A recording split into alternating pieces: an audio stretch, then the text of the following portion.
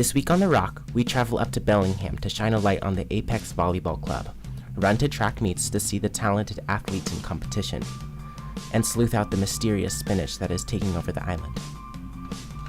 13 strong, we are The Rock. We'll make the show until we drop. We'll bring you news and we won't tell you lies. Please watch The Rock or we will cry. It's made for students just like you. You're gonna wanna see what we do this week on The Rock.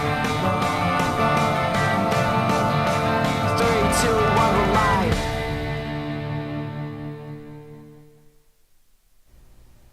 Good morning, AHS. I'm Quinn. And I'm Morgan. We have a super fun show lined up for you today. Have you ever wondered why we don't have boys volleyball? I have, but luckily there is a club in Bellingham that has men's teams. Let's check this segment out, made by Noah and Juniper. Apex Northwest is a volleyball association that, gets the youth involved with volleyball athletics. And they have a couple boys volleyball teams now, and they've been dominating with the girls. So we've been able to try and catch up to that. Apex Northwest Volleyball Club is one of the biggest clubs in Northwest Washington, and it provides junior athletes with the opportunity to play in Whatcom County and all across Northwest Washington. So Apex Northwest is a volleyball club that has just recently expanded into men's volleyball. That's something we don't really have here in Washington, and so getting more exposure for the sport is what Apex has been all about in these last few years. We travel around the country trying to compete at the highest level we can. This year, Nationals is taking us to Houston, Texas, where we will compete for a gold medal. I participated in the club because Sawyer and I were interested in volleyball, and because of his commitment, he got me to do it as well. We just kind of went with it. We started going to practices and then decided to try out. Especially if you're in Anacortes, the commitment is pretty large because you have to drive up to Bellingham, but I would say it's definitely worth it. It's a lot of fun, and also if you're traveling, like going up to Canada and down to California, that's a bigger commitment as well. So the commitment club, it's about 6 months of the year. It can be pushed a little bit farther for nationals, but we have 2 practices a week, about 2 hours. Everyone gets here 15 minutes early to get all nice and warmed up before we actually get into the practice time. We have a lot of multi-sport athletes on our team, and so we do a very good job accommodating with that. Typically, we just have practice Monday and Wednesday for 2 hours. So there is a little bit of commitment to driving to Bellingham both those days, but it's not a ton of hours if you factor in the fact that you're only doing it twice a week. And then it definitely varies throughout the season. January is definitely a little busier with tournaments. April was busier with tournaments, but we really have a tournament maybe once every few weeks, 3 weeks. I love volleyball because it is a team sport unlike any other for me. I believe that you really are only as strong as your weakest link. That's why I think it is the ultimate team game.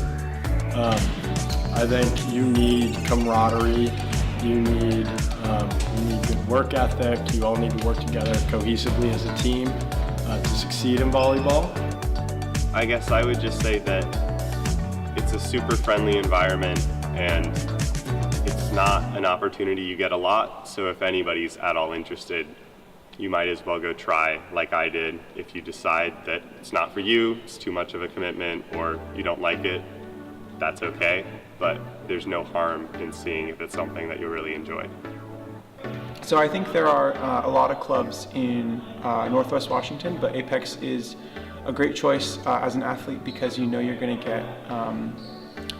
get a really experienced coaching staff who is going to help you progress at whatever level you want to play at, whether that's wanting to make the 8th grade A team or play varsity volleyball or go on to the collegiate level. You'll have coaching support the whole way. If anyone wants to join volleyball, go try it out. Speaking of some awesome sports, track and field is doing amazing at meets. Yes, we are. We are officially county champs. Morgan here and Carter made the segment. Let's check it out.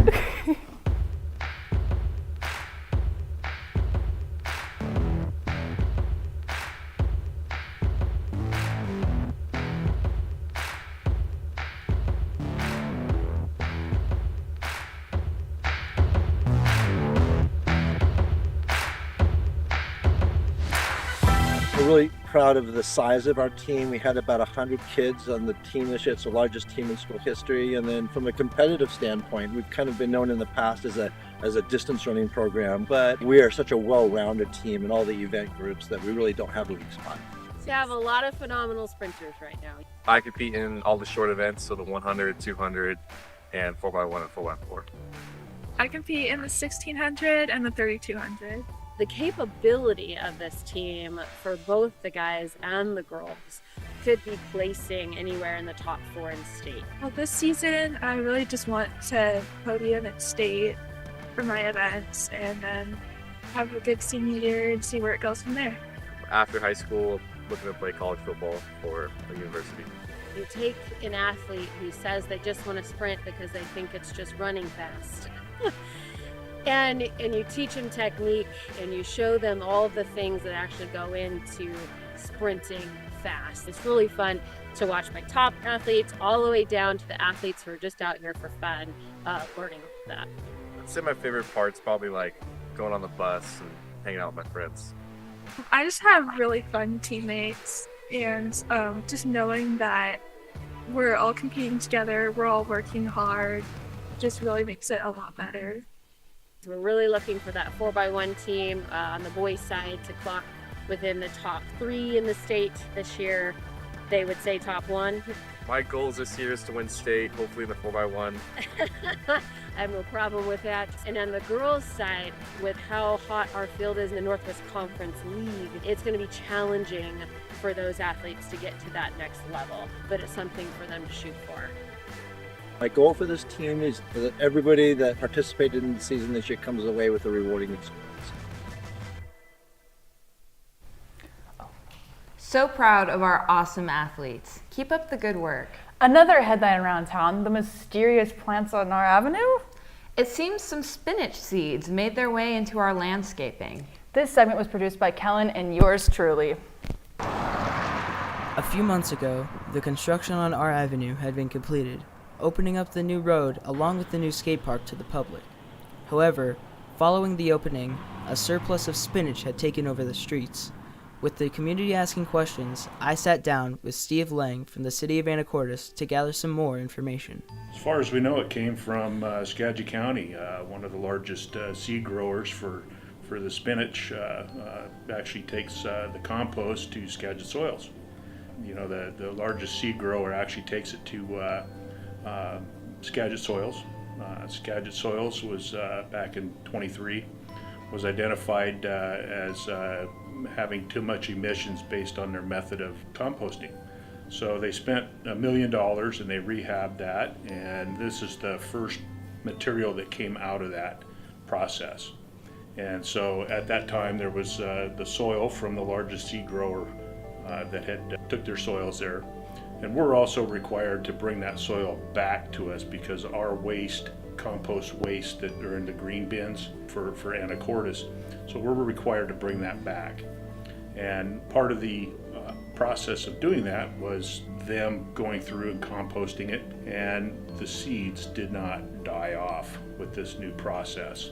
And so therefore that's why you see the green spinach growing. Now, for what they're doing is Skagit Soils has hired Proscapes, a local company, to actually rogue that spinach and pick it, and they are taking it back to Skagit Soils and they are going to compost it because it has not gone to seed, so they have the ability to do that. With this surprise spinach being cleaned up on our avenue, the streets are expected to return to grass in the next month or so. That is, if no spinach is still lurking beneath the soil. Well, I hope the spinach doesn't take over the island. Don't worry, the vegans will keep us safe.